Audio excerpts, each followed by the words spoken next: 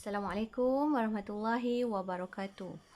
Jadi hari ini kita akan belajar pendidikan seni visual dalam bidang yang kedua. Sebelum ni kamu dah belajar tentang topik seni bina. Okey, jadi pada hari ini kita akan belajar bidang seni halus. Okey, ini dia buku teks digital kamu. Kamu boleh rujuk buku teks kamu. Kita tengok sama-sama Okey, rujuk muka surat 27. Okey. Dalam tajuk ini, standard kandungannya kamu kena tahu dari segi 2.1 pemahaman terhadap konsep lukisan. Pemahaman dari aspek konsep lukisan. 2.2 eksplorasi dan aplikasi pengetahuan dalam penghasilan seni lukisan. Dan yang ketiga, menzahirkan idea dan konsep melalui pelbagai sumber dalam penjanaan tugasan. Dan 2.4, penghayatan terhadap hasil karya seni lukisan dengan menggunakan bahasa seni visual kamu dan pemikiran seni visual. Baik. Dari segi kata kuncinya, dekat sini juga ada kata kunci. Kamu boleh rujuk di sini. Kata kunci. Contohnya emotif, ilusi pergerakan. Yang ni semua kamu boleh rujuk dekat bahagian glossary dekat buku teks kamu, bahagian belakang sekali. Okey? Okey. Kita teruskan dengan persepsi seni. Okey, kalau kamu tengok di sini, okey, dari segi persepsi seni, ni perkembangan seni lukisan pada abad ke-20 agak kompleks. Kesan dari pergolakan politik.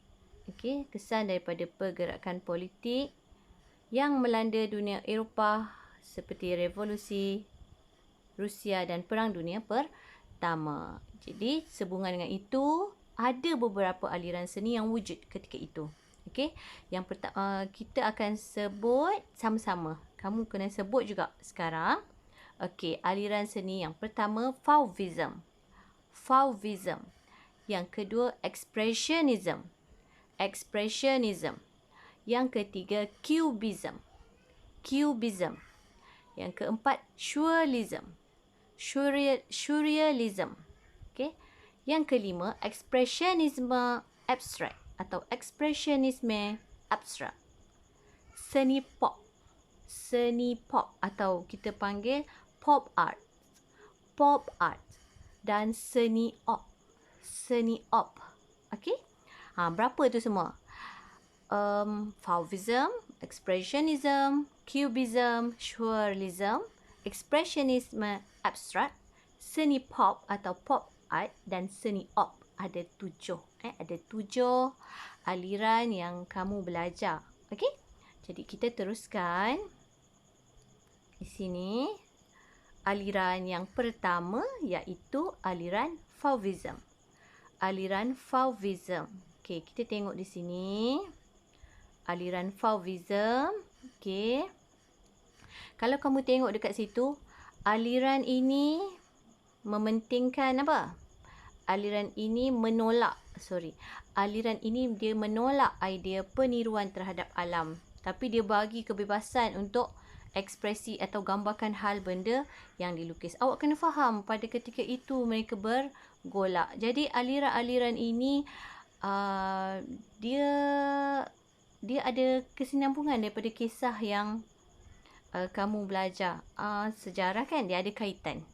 Sebab tu seni ni bukan sekadar melukis sahaja. Sekarang ni kamu kena belajar sejarah dia, kamu kena tahu siapa nama pelukis. Okey, jadi hari ni pula awak kena tahu aliran pula. Aliran yang pertama tadi apa? Aliran Fauvism. Masa ni tahun 1900 hingga 1910. Ini sekadar untuk kamu tahu. Okey. Kemudian kita akan tengok siapa pelopornya. Pelopor ni pelopor kepada aliran Fauvism iaitu Henri Matisse. Henri Matisse ni adalah seorang pengkarya seni. Dan André Derain. Okey, ada juga pelukis-pelukis lain yang mengikut jejak aliran Fauvism mengikut jejak Henry Matisse dan Andrew Derain. Contohnya Henry Morgan, Albert Marquis. Okey, kalau kamu tengok di sini, lukisan dia, kalau aliran Fauvism ni, dia banyak gambarkan luahan emosinya secara spontan sahaja. Dia guna media apa? Dia banyak gunakan media kering. Media kering. Tapi dia tak rujuk warna sebenar objek. Dia tak rujuk pun. Contohnya kalau mungkin tak ada perincian dia. Itu aliran Fauvism. Dia menolak apa tadi? Dia menolak idea peniruan terhadap alam. Okey. Pelukis yang terkenal dalam aliran Fauvism, apa dia? Contohnya ialah Henry Morgan. Okey. Henry Morgan ni adalah contoh pengkarya dalam aliran Fauvism. Ini sekadar untuk kamu tahu. Lukisannya banyak dipengaruhi gaya impresionis. Okey, contoh lukisan yang kamu kena tahu, Verdict-Cahors.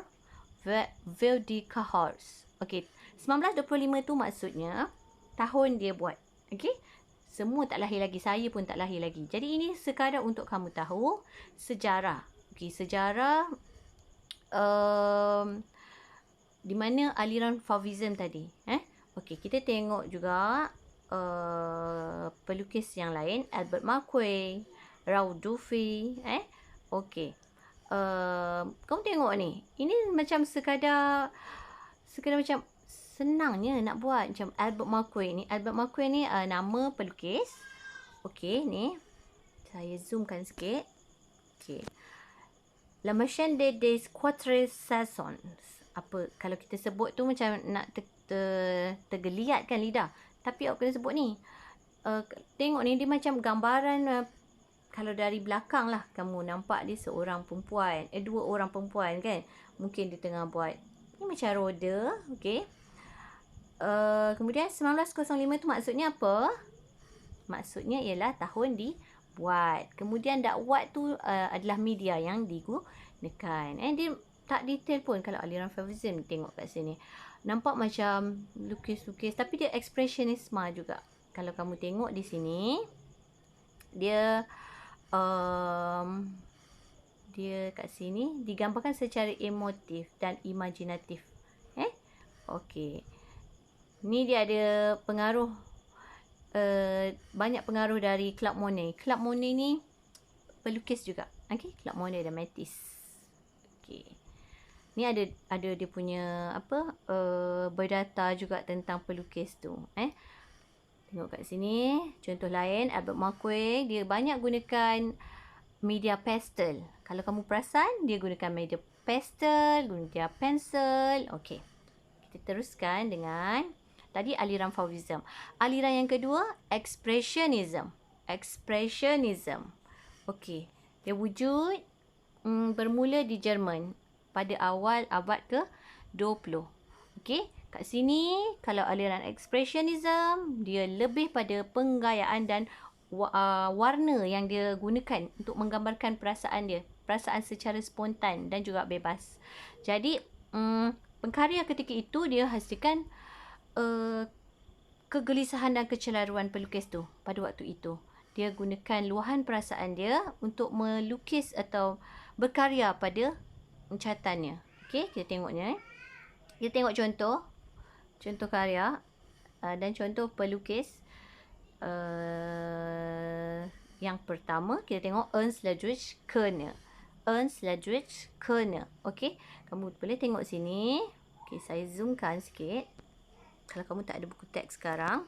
Okey, dilahirkan, ini sekadar untuk kamu tahu, di Jerman, sering menggunakan unsur seni tradisional Afrika dan Oceania. Okey, kalau kamu tengok di sini, kalau kamu tengok dari jauh, baru kamu nampak, mungkin kamu tengok apa benda ni. Tapi dia ada maksud. Street scene. Maksudnya pandangan jalan kan. Ernst Ludwig Kerner ni nama pelukis. Ini susunan dia dalam karya kan. Kalau kamu pergi kat Balai Seni Lukis, Balai Seni Visual Negara, dekat sini pun ada. Dia ada tulis kan dekat bawah tu, tajuk, mula pelukis, nama pelukis, kemudian tajuk karya, tahun dihasilkan dan juga media yang digunakan. Jadi ni Unsere ni nama pelukis, street scene, okey. Mungkin pandangan jalan, dekat jalan ketika itu, okey. Tahun 1914 dan gunakan media pastel. Okey, dalam tajuk seni visual, dalam subjek pendidikan seni visual, kita juga ada nilai murni. Jadi nilai murni yang kamu dapat ialah kita mesti jaga keamanan negara. Kan kamu dah belajar tadi yang awal-awal tu kan dia tentang cerita tentang apa? Kalau kamu tengok sini dekat buku teks kamu, perkembangan seni visual pada abad ke-20 tadi, dia agak kompleks. Maksudnya sebab apa? Sebab kompleks tu sebab pergolakan politik. Pergolakan politik, ada revolusi Rusia dan juga Perang Dunia Pertama. Jadi nilai murni yang awak kena tahu ialah menjaga keamanan negara. Kamu mesti jaga keamanan negara, khasnya dan dunia amnya. Maksudnya kamulah sebagai pewaris negara nanti, kamu perlulah jaga keamanan dan jangan bergaduh, jangan membawa pada peperangan. Peperangan hanya akan menyebabkan kesan emosi tu pada rakyat. Kalau kamu tengok dekat sini kan banyak kesan-kesan, yalah lukisan dia kan. Luahan perasaan dia, garisan dia kita nampak dari aspek bahasa seni visual. Bahasa seni visual apa? Garisan, warna, bentuk, jalinan, rupa kan. Keseimbangan, kontra, warna, pergerakan. Okey, kita boleh tengok dekat situ. Okey, itu kita tak apa, kita masuk dalam apresiasi seni visual. Jadi yang kedua tadi masih lagi tajuk, masih lagi di bawah aliran expressionism. Tadi selain daripada Unsere tadi, Erich Hackel juga adalah salah seorang pelukis yang menggunakan aliran expressionism. Kalau kamu tengok ni, ya Allah, macam lukisan biasa-biasalah kan. Kamu tengok, ini adik aku boleh buat. Tapi tidak. Pada ketika itu, dia inilah aliran expressionism. Dia meluahkan secara spontan kan. Okey. Kat sini awak boleh tahu kat situ dilahirkan tahun 31 Julai, pada 31 Julai 1883 di Jerman juga. Okey. Dia adalah pelopor. Maksudnya dia adalah yang memperkenalkan aliran ekspresionisme di Jerman. Okey. Ni contoh lukisan beliau. Kalau kamu tengok di sini. Ni kalau kamu tengok ada Red Rider. Tajuk dia Road Rider. Red Rider 1923. Dia gunakan kapur, pen dan dakwat. Okey. Kamu pun belum lahir 1923. Jangankan kamu, nenek kamu pun mungkin belum lahir. Kan? Kalau kamu tengok dia punya, dia punya lukisan dia nampak macam biasa je. Tapi ini adalah aliran ekspresionisme di mana dia meluahkan perasaan ketika itu. Ini contoh lukisan dia. Selain daripada tu, ni. Okey, ni dia gunakan media crayon. Kalau kamu tengok dia gunakan warna biru dan warna kuning. Mungkin situasi langit ketika itu mungkin ketika itu pemandangan dia begitu. Kalau kamu tengok penggunaan garisan dia yang macam biasa je. Ini adalah aliran ekspresionisme. Tetapi dia ada nilai. Contoh yang macam ni. Carl Smith Rottluff. Dia ada pandangan dan pemikiran dia yang sendirilah. Okey. Kalau kamu tengok sini, Carl Smith Rottluff juga antara pelukis yang mengikut aliran ekspresionisme. Okey. Itu yang kedua. Aliran yang ketiga pula, aliran Cubism. Saya suka aliran Cubism. Okey. Dia ni ada dua gaya aliran ini. Cubism analitik dan Cubism sintetik. Dia ada pelopor dia dah tentulah. Kalau Cubism ni saya suka, pelopornya adalah Pablo Picasso dan Giorgio Braque. Okey. Giorgio Braque. Georges Braque kalau kamu sebut Okey. Albert Gleizes. Ini contoh ya, cubism. Albert Gleizes. Senang je nak detect kalau aliran ini dia ada cube-cube. Tahu cube? Cube bersatah. Ada satah-satahnya. Senang nak ingat. Senang sangat. Dia beza dengan yang tadi. Yang tadi dia guna garisan-garisan yang agak kasar. Mungkin dia punya dari segi warna. Kalau kamu tengok pula yang ini, dia banyak gunakan cube-cube. Itu aliran cubism. Aliran cubism. Kalau kamu tengok sini, dia membina semula objek menggunakan rupa dan satah geometri yang dia abstrakkan. Okey? Dia guna teknik lukisan dia, teknik silang pangkah, ada cross hatching, garisan selari hatching dan juga teknik gosokkan. Student kita suka guna teknik gosokkan kan? Okey, kita tengok seterusnya. Pelukisnya Jean Metzinger, Juan Gris. Tengok, nampak tak? Dia ada cube-cube di situ. Kemudian aliran yang keempat iaitu aliran surrealism atau surrealism. Surrealism ini dia berpusat di Paris. Okey. Senang nak ingat, surrealism dia memang dia lukis kreativiti. Dia kreatif sampai minda bawah sedar. Contoh macam masa tu jam dia jadi cair. Itu contohnya, kita boleh tengok dekat bawah ni. Ini contohnya, dan pelukisnya contoh Andrew Breton. Macam tu. Kalau kamu tengok ni, tajuk dia apa tu? Cadaver Aqueous. Tahun 1930 dan pastel. Okey, saya nak tanya kamu, kenapa kreativiti dan inovasi tu penting dalam awak menghasilkan idea? Sebab dengan kreatifnya awak boleh hasilkan karya tu yang berkualiti. Ni, bawah sedar ni. Lady with Camellias. Nampak ladies tu? Ni. Nampak macam tak nampak je kan? Tapi dia ada dengan camellia, bunga camellia. Dan ada rupa perempuan kan? Ada rupa perempuan. Dia pilih bunga dan wanita tu sebab sebagai hal benda.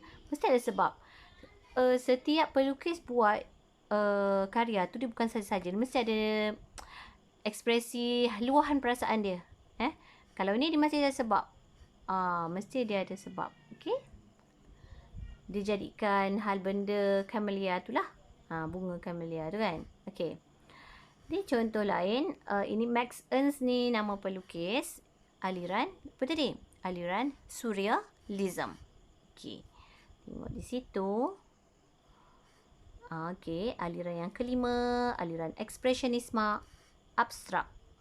Aliran ini adalah aliran yang berkembang di Amerika. Kalau tadi dekat Jerman, Paris kan. Yang ni dekat Amerika Syarikat. Dan memisahkan gaya lukisan konvensional. Pelukisnya contohnya Lee Krasner, Franz Kline, Richard Dieberkorn, dan lain-lain. Ada kecenderungan dalam ekspresionisme abstrak, iaitu dia lukisannya adalah berdasarkan aksi pelukis itu sendiri dan dia menekankan aspek warna dan juga bentuk. Kalau kamu tengok sini, beza dengan yang tadi-tadi tu, yang sebelum-sebelum ni, yang apa? Fauvism, beza sangat-sangat. Kalau kamu tengok di sini. Contoh-contoh pelukis. Franz Kline. Ni nama pelukis juga. Study for High Street. Ini tajuk dia. 1950 dan gunakan media dakwah. Dan seterusnya. Kalau contoh tanya, apa bezanya aliran ekspresionisme dengan ekspresionisme abstrak? Kamu boleh tengok apa tujuan dia yang pertama tadi. Kamu boleh rujuk semula. Dan kamu kena jawab lah ni. Dalam kuis saya sekejap lagi. Tadi ekspresionisme abstrak. Kita dah belajar tadi aliran Fauvism. Aliran apa lagi? Sebutkan. Fauvism. Lagi? Ekspresionisme. Expressionism. Ism tu sebenarnya aliran. Cubism. Lagi. Cubism. Lagi. Surrealism. Abstract expressionism. Abstract expressionism. Seni pop. Kita masuk seni pop yang ke-6. Seni pop dan yang terakhir seni op. Okey, seni pop. Seni pop 1950 hingga 1970-an. Okey. Kalau kamu tengok sini, dia banyak dia sebenarnya pop art ni sebenarnya dari perkataan popular art. Popular art ada ataupun seni pop. Masa ni popular sangat dekat surat khabar, dekat televisyen, dekat iklan. Sampai satu tahap dia moden, dia gunakan teknik yang moden. Contohnya dia pindahkan image popular tu dekat atas canvas. Nanti kita tengok. Okey. Sekarang pun ada seni pop. Timbul balik. Ada yang gunakan. Okey, contoh pelukisnya Richard Hamilton. Richard Hamilton. Kalau kamu tengok di sini. Ni. Dia gunakan teknik gouache. Dia gunakan media gouache, watt dan juga collage tahun 1957. Yang ini ayah saya dah lahir. Yang ini dia kira awal-awal jugalah. Dah 50 tahun jugalah. 50 tahun yang lepas. 63 tahun yang lepas. 64. Okey. Tengok sini seterusnya. Roy Lichtenstein. Ni kamu pun suka buat kan yang ada tulisan-tulisan ni. Okey. Seni pop. Roy Lichtenstein. Kemudian Richard Hamilton. Okey. Tengok di sini David Hockney. Ni tengok. Dia ada buat macam ni. Dia adalah pelukis terpenting Dia adalah pelukis terpenting. Dia terus laju sikit kemudian ke seni op. 7 aliran yang kamu kena belajar pada hari ini. Iaitu yang last kali seni op. Tadi seni pop. Dia daripada popular art. Yang ini seni op. Optical. Optical dia ada kaitan dengan ilusi optical kamu. Okey? Dia memberi rasa pergerakan, getaran, corak. Kamu boleh nampak pergerakan pada ilusi mata kamu lah. Okey, nanti kita tengok. Kebanyakan lukisan ini dia gunakan susunan geometri. Senang nak ingat, senang sangat. Seni op ni memang senang. Okey, Joseph Albers. Ini contoh pelukis dalam aliran seni op. Jangan keliru seni op dengan seni pop. Okey, kita tengok sini. Seni op. Okey. Contoh pelukis tadi apa? Joseph Albers. Seni op ni banyak pentingkan interaksi ilusi, sata, gambar dan kefahaman deria penglihatan kamu. Okey. Dia banyak berikan banyak corak-corak yang kecil-kecil, halus-halus, garisan yang sangat banyak. Itu seni op. Okey. Dia ada kaitan dengan mata. Tengok sini. Fish and scales drawing. Nampak tu? Detail kalau kamu tengok. Ini contoh pelukis. Banyak gunakan ruang dalam perspektif ini. Kita macam buat apresiasi seni lah. Kita tengok kat sini. Lukisan ni ada banyak gunakan ruang. Kamu nampak ikan tu ada yang depan, ada yang belakang, ada yang ruang tengah, ada ruang belakang sekali. Okey. Ini nak tahu biodata dia. Richard Calicot. Okey. Ini juga nampak ni. Ada ruang dan perspektif. Okey. Untitled tajuk dia. Okey. Habis. Dalam tajuk ini sekadar untuk kamu tahu. Ada 7 aliran seni yang kamu kena tahu pada tajuk. Inilah tajuk seni lukisan. Jadi untuk sesi untuk persepsi seni ialah kamu sekadar untuk kamu tahu apakah 7 aliran tersebut. Kemudian kamu kena tahu apa tadi? Pelukis dan gayanya. Jadi tugas awak pada hari ini adalah, kita tengok kat sini. Ini kita tak boleh buat lagi. Nanti adalah kamu kena buat latihan formatif. Okey, latihan formatif. Halaman 42. Soalan 1 hingga 5. Buat yang itu sahaja dulu. Okey. Yang sesi eksplorasi nanti kita akan terangkan pada minggu hadapan. Ya. Kalau ada soalan boleh tanya pada saya. Okey. Dan saya juga minta awak rujuk halaman 49. Okey, ini tugas yang pertama, muka surat 42. Okey. Muka surat 49 untuk kamu. Yang ini pun kita belum lagi. Nanti ekspresi seni nanti tunggu dulu. Okey, yang ini contoh kita nak buat aliran abstrak nanti dulu. Belum lagi. Okey. Kamu kena tahu dulu kan dalam tajuk ini, seni lukisan ini. Yang ini sedikit nota ringkas tentang aliran-aliran inilah. Okey, jadi kamu kena tahu 7 aliran tersebut. Okey, saya ulang balik. Review balik. Okey, kenapa kita belajar ni? Seni lukisan ni, dia adalah seni lukisan moden dari abad ke-20. Sampailah sekarang, dia berkembang pesat. Jadi, siapkan tugasan itu dan kita akan jumpa lagi pada minggu hadapan. Okey, itu sahaja. Terima kasih. Assalamualaikum warahmatullahi wabarakatuh.